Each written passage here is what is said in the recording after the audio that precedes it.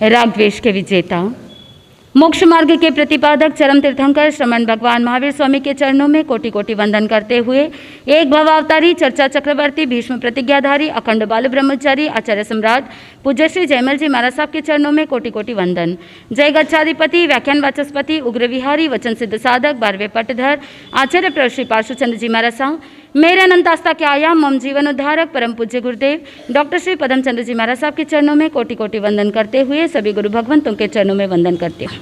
गुरुदेव श्री की आज्ञा से आत्मबंधुओं, अनंत अनंत ज्ञानी सर्वज्ञ सर्वदर्शी तीर्थंकर प्रभु महावीर स्वामी, जिन्होंने संसार के भव्य प्राणियों को जिनवाणी के माध्यम से कर्म मुक्त बनने की प्रेरणा दी। हर एक साधक यही चाहता है कि अनादिकाल से ये जीव कर्मों के साथ जुड़ा हुआ है, कर्मों से बद्ध है, तो कुछ ऐसा करे, कुछ ऐसा पुरुषार्थ करे जिससे आत्मा शुद्ध बन जाए, आत्मा बुद्ध बन जाए, आत्मा सिद्ध बन जाए। आप क्या चाहते हैं? हर कोई व्यक्ति चाहता है कि वो सुखी रहे, हर कोई चाहता है कि मैं हैप्पी रहूं, मैं खुश रहूं, मैं सुखी रहूं। आप क्या चाहते हैं? What do you want to do? You want to be happy? क्या आप खुश रहना चाहते हैं? Yes. तो खुश रहने के लिए सबसे पहले अंदर की कलुषता को दूर करना होगा। हर कोई व्यक्ति चाहता है कि समथिंग बाहर से आ जाए, लेकिन ज्ञानी जन कहते हैं बाहर से लाने की जरूरत नहीं है। आत्मा में अनंत ज्ञान है, आत्मा में अनंत दर्शन है, आत्मा में अनंत सामर्थ्य है, आत्मा के अंदर इनफाइनाइट पोटेंशियल है। भीतर से उस पोटेंशियल को जागृत करने की ज़रूरत है। बाहर से कुछ भी लाने की आवश्यकता नहीं। अंदर के भीतर छुपा हुआ जो क्वालिटी है उसको जागृत कर दिया जाए तो बाहर से सब कुछ ऑलराइट हो जाएगा। आज का ये पावन प्रसंग जिसे हम महापर्व कहते हैं, इस महापर्व का नाम तो बोल दीजिए। पर्युषण तो पर्व है, आज महापर्व है। कौन सा महापर्व? संवत्सरी। संवत, सर और ई प्रत्यय। संवत का मतलब होता है वर्ष, एक साल। सर का मतलब होता है सर करना, पार कर जाना, जीत लेना। और ई सफिक्स लग जाता है, प्रत्यय लग जाता है, और इसीलिए इसका नाम रखा गया संवत्सरी।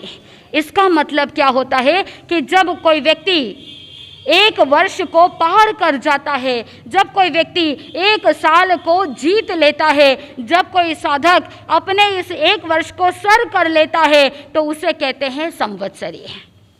जैसे आप फाइनेंशियल ईयर के अंदर आप देखते हो आपको कितना प्रॉफिट हुआ है, कितना लॉस हुआ है, नेट प्रॉफिट कितना हुआ, आप अपने आत्मा के लिए कितने अकाउंटेबल है, इसके बारे में कभी चिंतन किया?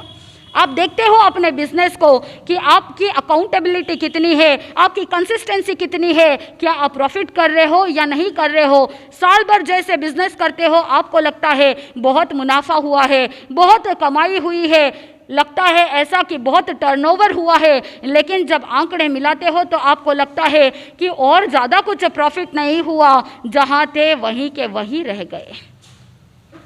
बहुत बार ऐसा महसूस होता है। जब बिजनेस ऐसा चलता है आपको एक आशा की किरण जगती है, बहुत प्रॉफिट किया। आप भी सामायिक करते हो, जप जाप करते हो, माला गिनते हो, स्वाध्याय करते हो, सब कुछ करते हो। आपको ऐसा लगता है कि आपने भी अपनी आत्मा के लिए बहुत प्रॉफिट किया है।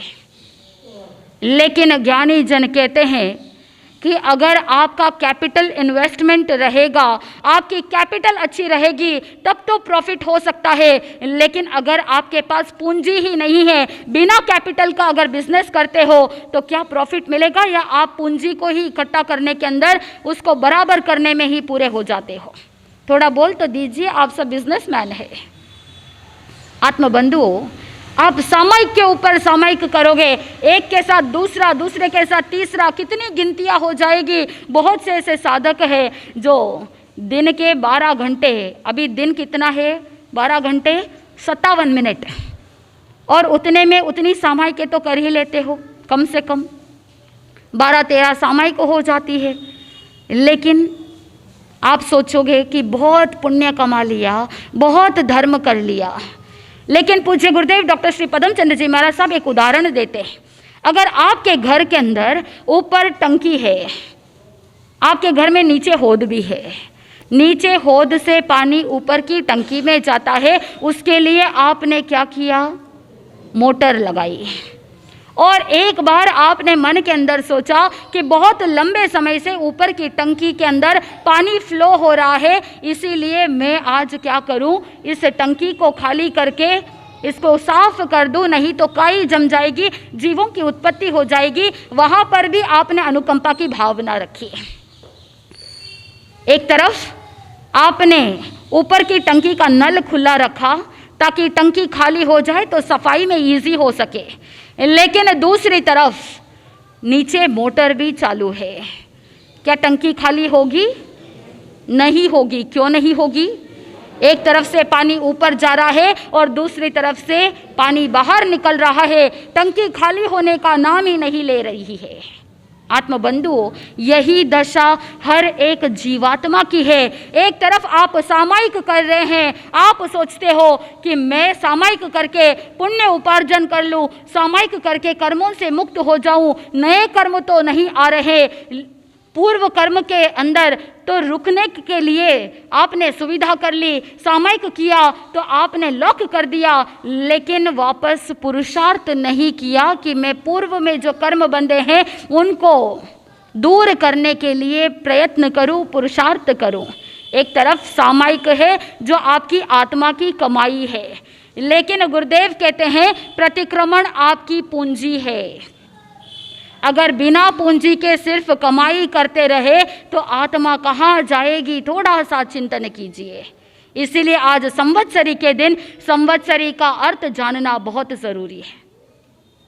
आत्मबंधुओं, आगमों के अंदर अलग तरह से उल्लेख मिलता है, लेकिन कथानुयोग के अंदर एक कथा मिलती है।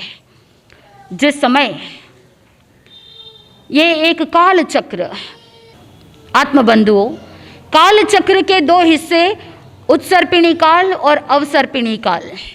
काल चक्र को दो में विभाजित कर दिया। जैसे एक चक्र की अनेक धुरियां होती है, ठीक वैसे ही काल चक्र को भी डिवाइड किया गया। एक तरफ उत्सर्पिणी काल है जहां पर गुण की वृद्धि होती जाती है, काल बढ़ता जाता है, और दूसरी तरफ अवसर्पिणी काल है जिसके अंदर गुणों की हीनता होती जाती है। चाहे वो धरती के अंदर जो स्वाद होता है, जो मिठास होता है, वो भी हीन होता जाता है। मानव के गुणों के अंदर भी हीनता आती जाती है, मानव के विचारधारा के अंदर भी हीनता आती जाती है। ये अवसर्पिणी काल का प्रभाव कि जहाँ पर गुण हीन होते जाते हैं। आत्मबंधुओं, जैसे सर्प का मुंह होता है चौड़ा और पूंछ होती है पतली, ठीक वैसे ही अगर अंगूठा ये मोटा है और ये लास्ट उंगली पतली है, छोटी है, ठीक वैसे ही इस तरह से अगर चिंतन किया जाए तो जहाँ से वृद्धि हो रही है, वृद्धि से हीनता से वृद्धि की ओर जाना, ये ऊपर का हिस्सा उत्सर्पिणी काल, और वृद्धि से हीनता की ओर जाना वो अवसर्पिणी काल। अगर कोई साधक समझ ले कि अवसर्पिणी काल अभी जो चल रहा है, तो इस अवसर्पिणी काल का प्रथम आरा था सुखमा सुखमा, यानी बहुत सुख ही सुख था। दूसरा आरा सुखम, यानी सिर्फ सुख है। तीसरा आरा जिसके अंदर सुख कम है और दुख अधिक है, सुखमा दुखमा जिसका नाम है। और चौथा आरा दुखमा सुखमा, यानी दुख अधिक और सुख कम। पांचवा आरा है दुखम और छठा आरा है दुखम दुखम, यानी बहुत दुख है। यानी अवसर्पिणी काल का छठा आरा और उत्सर्पिणी काल का पहला आरा एक जैसे हैं, क्योंकि आपने देखा कि जहाँ पर टेल है ये उत्सर्पिणी काल का प्रथम आरा और ये अवसर्पिणी काल का छठा आरा सेम रेप्लिकेट करता है। आत्मबंधुओं, ज्ञानी जन फरमाते हैं कि जब ये अवसर्पिणी काल का जो छठा आरा 21,000 वर्ष का और उत्सर्पिणी काल का पहला आरा वो भी सेम है 21,000 वर्ष, यानी 42,000 वर्ष, जहाँ पर दुखम दुखम यानी बहुत दुख है, ऐसी पीड़ा है कि वहाँ पर मनुष्य का आयुष्य घटते घटते सिर्फ 20 वर्ष का हो जाएगा और उनका जो हाइट है, अवगाना है, वो मात्र 1 हाथ जितना बना रह जाएगा।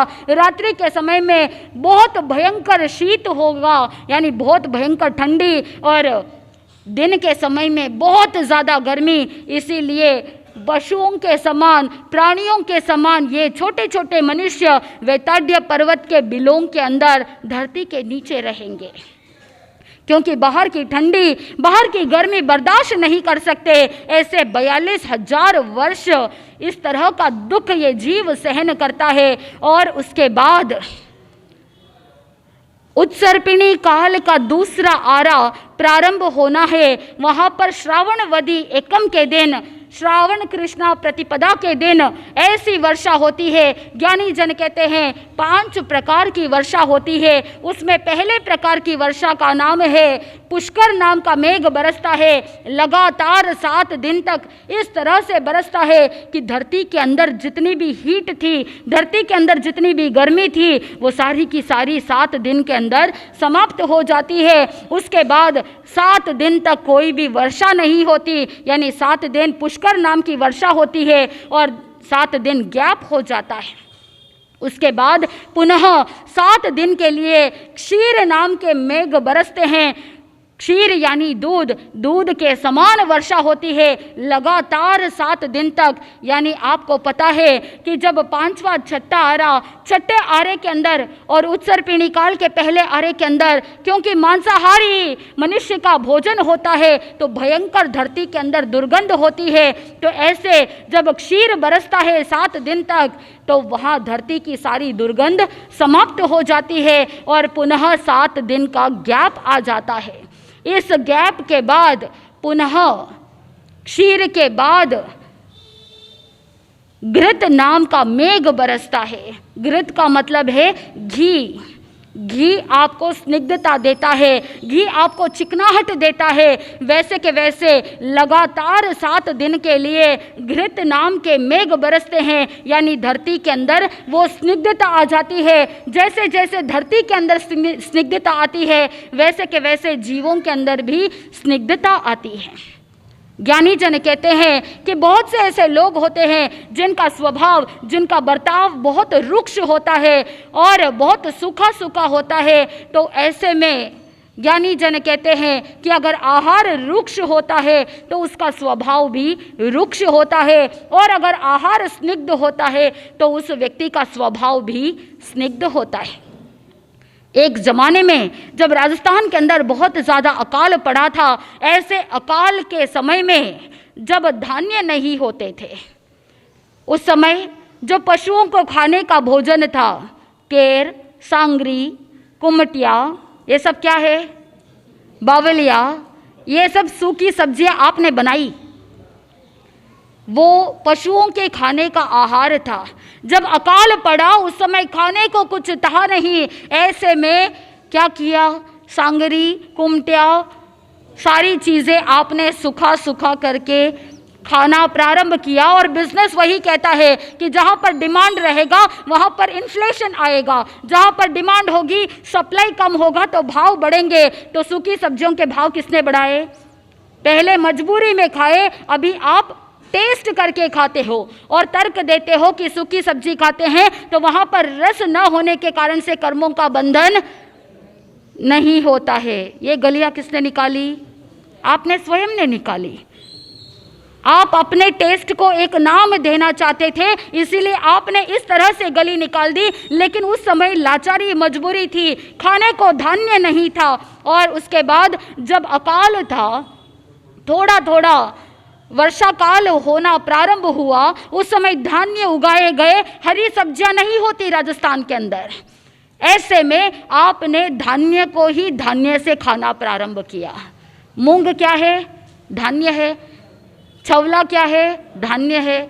चना क्या है? धान्य है। और गेहूं क्या है? धान्य है। चावल क्या है? धान्य है। यानी धान्य को ही धान्य से खाना प्रारंभ कर दिया, क्योंकि सब्जियां होती नहीं थी और आपने ही डिमांड बढ़ा दी। थोड़ा सा चिंतन कीजिए। अब अकाल नहीं है, आपको अपनी सोच बदलनी पड़ेगी। आप रूढ़ी से चल रहे हैं। पुराने ज़माने के अंदर जो बड़े बुजुर्ग होते थे, अपनी बात को मनवाने के लिए कुछ ना कुछ ऐसे तर्क लगा देते, तुक्का लगा देते थे और उसी का अनुसरण करते चलते। साइंस का विद्यार्थी होगा तो वो इसको मानेगा ही नहीं। पाप सब में है। एक मूंग के दाने में एक जीव, एक चने के दाने में एक जीव, और प्रत्येक वनस्पति के अंदर कहा जाता है एक पत्ते में एक जीव।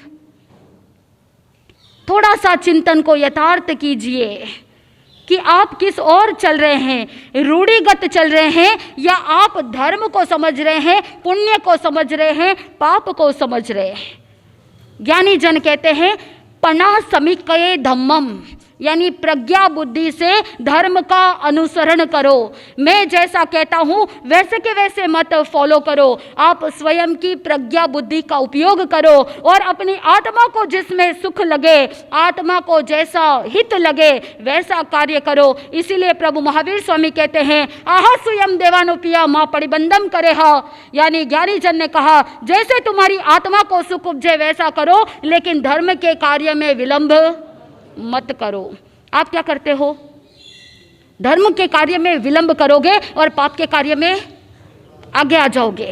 पर्युषण आने वाले थे, इसीलिए सारा वनस्पति का आरंभ समारंभ पहले कर लिया, क्योंकि अपने रसनेंद्रिय पर कंट्रोल नहीं, उसके बिना चलता नहीं, इसीलिए आपने पहले ही क्या कर दिया? बोल तो दीजिए। करने वाले आप हैं, आप ही बोलेंगे तो अच्छा रहेगा। क्या किया आपने? 8 दिन पहले ही पाप कर लिया। सोचो अगर 8 दिन पहले ही आयुष्य पूर्ण होता तो कितना आत्मा भारी हो जाता था। चिंतन कीजिए, जो पाप आप इतना सा रोज करने वाले, लेकिन आपने 8 दिन पहले ही क्या कर लिया। तो अगर बैलेंस शीट तैयार करेंगे तो प्रॉफिट है या जीरो? स्वयं चिंतन कीजिए। कर्म पहले बांध रहे हैं और कर्म का खाता तो आपने खुला रखा है। एक तरफ सामायिक कर रहे हैं, लेकिन कर्म का खाता आप ऑलरेडी बांध चुके हैं और उसके अंदर आप बड़े खुश हो रहे हैं कि मैंने पर्युषण के अंदर इतना पाप नहीं किया, बहुत धर्म किया, लेकिन पाप तो पहले ही कर लिया ना। थोड़ा सा चिंतन कीजिए, माइंड को थोड़ा सा ब्रॉड रखिए और कैलकुलेट कीजिए कि कितना करना चाहिए, कितना नहीं करना चाहिए, कैसा करने से क्या होने वाला है। आत्मा भारी होगी या आत्मा हल्की होगी? थोड़ा सा चिंतन। पहले प्रकार की वर्षा हुई पुष्कर, जहाँ पर धरती के अंदर जो गर्माहट थी वो सारी की सारी शांत हो गई। आप भी अपने भीतर जो गर्मी है, क्रोध मान माया लोभ जैसी गर्मी है, उसको भी क्या कर दो? शांत कर दो। धर्म की वर्षा हो रही है। जब धर्म की वर्षा होती है तो कषाय रूपी गर्मी को क्या होना चाहिए? शांत होना चाहिए। उसके बाद वर्षा हुई किसकी? क्षीर। क्षीर यानी दूध। दूध के समान धरती के अंदर दुर्गंध सारी दूर हो गई। आत्मा में अगर कोई पाप का मेल लगा है, पाप की दुर्गंध अगर आपके घर में फैली हुई है, जहाँ पर मैत्री भाव नहीं, एक दूसरे के लिए आदर सत्कार की भावना नहीं, ऐसी दुर्गंधमय वातावरण के अंदर अगर जियोगे तो कैसे जियोगे? अगर सुखपूर्वक जीना है तो घर परिवार के अंदर जो दुर्गंध फैली हुई है, जो ईर्ष्या की दुर्गंध है, जो राग द्वेष की दुर्गंध है, उसे क्या कर देना? दूर कर देना। तीसरे प्रकार की वर्षा घृत यानी स्निग्धता। गुरुदेव कहते हैं रोगी, यानी जो घी को रोता है वो रोगी। शरीर के अंदर अगर स्निग्धता नहीं रहती है तो वहाँ पर आपकी हड्डियाँ भी कड़कड़ बोलने लगती है। मेडिकल साइंस कहता है कि हड्डियों के बीच में, जॉइंट्स के बीच में साइनोवियल फ्लूइड होता है। अगर ये साइनोवियल फ्लूइड उस जॉइंट के अंदर नहीं रहता है तो फिर हड्डियाँ एक दूसरे के साथ घर्षण करती है और वो हड्डियाँ दर्द करने लगती है, क्योंकि वायु वहाँ जा कर के अटक जाती है।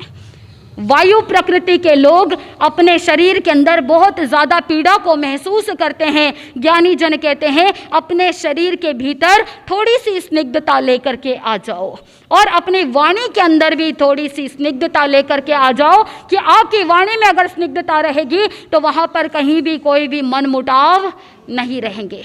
आज इन सारे अकाउंट्स को क्लोज कर देना। Be accountable for your own life. अपनी जिंदगी के लिए आप स्वयं अकाउंटेबल रहे। दूसरों को दोष मत दीजिए कि उसकी वजह से मेरी जिंदगी में इतने दुख है, इसके कारण से मेरी जिंदगी के अंदर ये नहीं हो रहा है। ब्लेम गेम खेलना बंद कर दीजिए। स्निग्धता लेकर के आइए, मधुरता लेकर के आइए। 3 इस तरह की वर्षाएं होने के बाद चौथे प्रकार की वर्षा, यहाँ पर कोई गैप नहीं।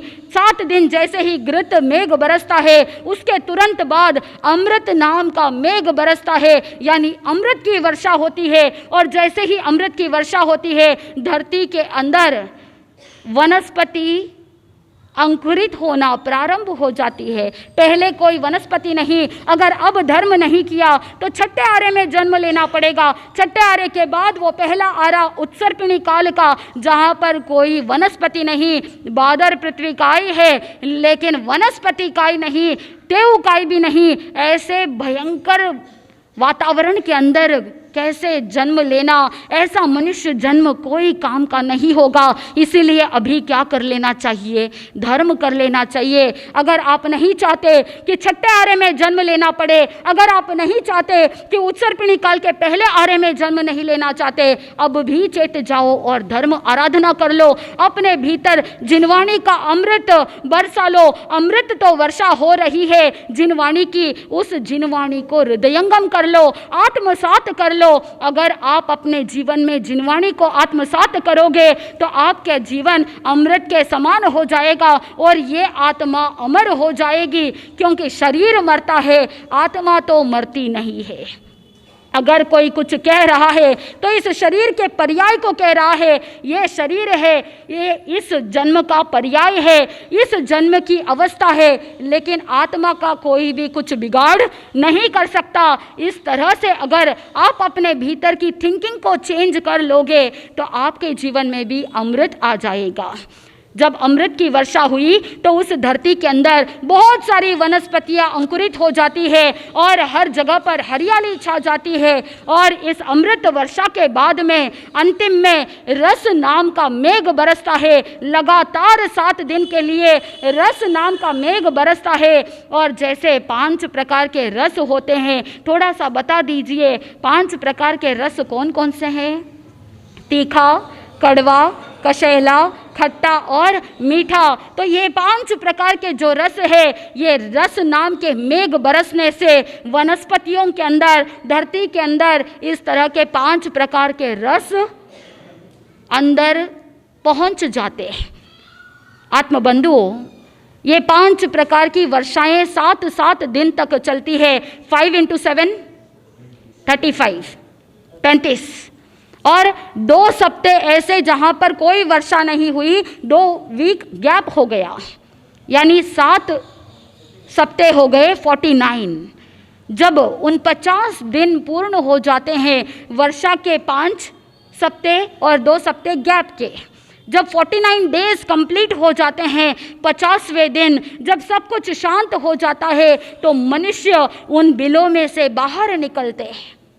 जैसे ही बाहर निकलते हैं तो देखा वातावरण पूरा बदल चुका है। पहले जब उन 50 दिन के पहले उन मनुष्यों ने जो देखा था, वहाँ पर कोई हरियाली नहीं, वहाँ पर कोई सुगंध नहीं। अब धरती के अंदर सुगंध है, अब धरती के अंदर वो रस है और ठंडी ठंडी हवाएं चल रही है। ऐसे वातावरण को देख करके उन वृक्षों के ऊपर उत्तम फल लगे हुए हैं, तो वो मनुष्य बाहर निकलते हैं। देखा वृक्ष के ऊपर फल लटके हुए हैं, तो वो फल को खाते हैं। फल के मिठास को देख करके बहुत आनंदित होते हैं। और उस समय 50वें दिन वो सारे मनुष्य वहाँ पर संकल्प करते हैं कि उन 50वें दिन वो संकल्प करते हैं कि जब हमें पेट भरने के लिए ऐसे उत्तम फल प्राप्त हो रहे हैं, ऐसी वनस्पति प्राप्त हो रही है, तो अब मांसाहार करने की कोई आवश्यकता नहीं है। और संकल्प दिवस के रूप में ये 50वां दिन,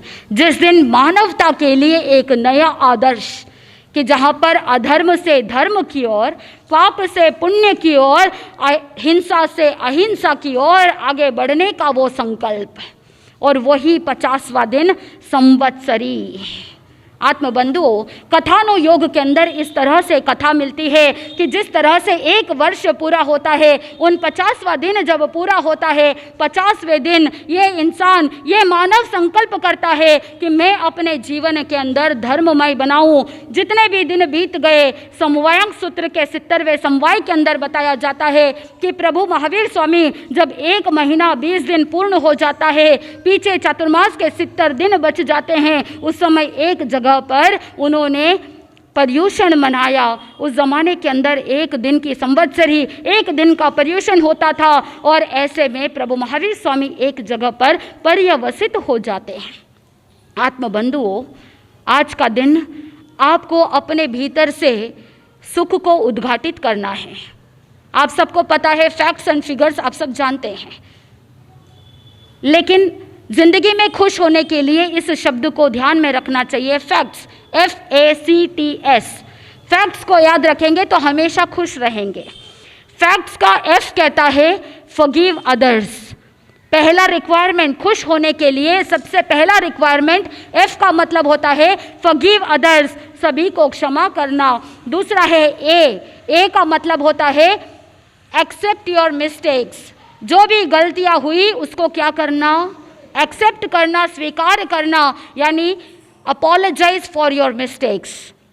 जितनी भी गलतियां हुई है उसके लिए क्या करना चाहिए, एक्सेप्ट करना चाहिए और माफ़ी मांगनी चाहिए। F का मतलब होता है फॉरगिव अदर्स, A का मतलब होता है एक्सेप्ट योर मिस्टेक्स। फैक्ट्स में C आता है। C का मतलब होता है सेलिब्रेट लाइफ। आप अपने जीवन को सेलिब्रेट कीजिए। कैसे सेलिब्रेट करना? पार्टी करके? कैसे सेलिब्रेट करना? आपको ये जीवन मिला है तो इसे सेलिब्रेट इस तरह से करना है कि आप अपने आप को धन्यवाद दीजिए। बी ग्रेटफुल, मन में ग्रेटिट्यूड का एटीट्यूड होना चाहिए, उपकार भाव लाना चाहिए कि मुझे मनुष्य जन्म मिला, सुदेव सुगुरु सुधर्म का उपकार है, उनकी कृपा है, इसीलिए मेरा जीवन अच्छा चल रहा है। इस तरह से अगर सेलिब्रेट करेंगे तो हम खुश रह सकते हैं। बाकी आप जो पार्टी मनाते हो उनसे कोई आना जाना नहीं है। F forgive others, A accept your mistakes, C celebrate life, T का मतलब होता है think positive। जीवन में हमेशा सकारात्मक सोच रखनी चाहिए। अगर पॉजिटिव सोचेंगे तो हमारे जीवन में और नए नए आयाम स्थापित करने के लिए आप आगे बढ़ सकते हैं। और फैक्ट्स में लास्ट एक लेटर आता है S का मतलब होता है स्माइल ऑलवेज। ज्ञानी जन कहते हैं use your smile to change the world but don't let world to change your smile. इसका मतलब ये होता है कि आप अपने मुस्कान से दुनिया को बदलने का प्रयास करो, लेकिन दुनिया को आपकी स्माइल, आपकी मुस्कान को बदलने मत दो। बहुत गहरी बात है। आप अपने इस मुस्कान से, अपने भीतर की प्रसन्नता से आपके घर के वातावरण को बदल सकते हैं। इसलिए इस स्माइल को एक शस्त्र भी मान सकते हो। अगर कोई व्यक्ति बहुत ज़्यादा गुस्सा कर रहा है लेकिन आपके चेहरे पर वो स्माइल हमेशा बनी रहती है तो सामने वाला सोचेगा मैं कितना भी चिल्ला लूँ लेकिन सामने वाले को कोई फर्क नहीं पड़ रहा है, तो वो सहज में क्या कर जाएगा, शांत हो जाएगा।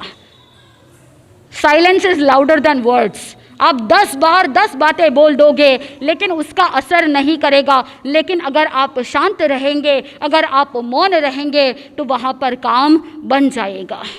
इसीलिए ज्ञानी जन कहते हैं अगर सुखी होना है, अगर खुश होना है तो FACTS फैक्ट्स शब्द को हमेशा याद रखना और अपने जीवन में इन सभी बातों को अप्लाई करेंगे तो संवत्सरी मनाना सार्थक हो जाएगा।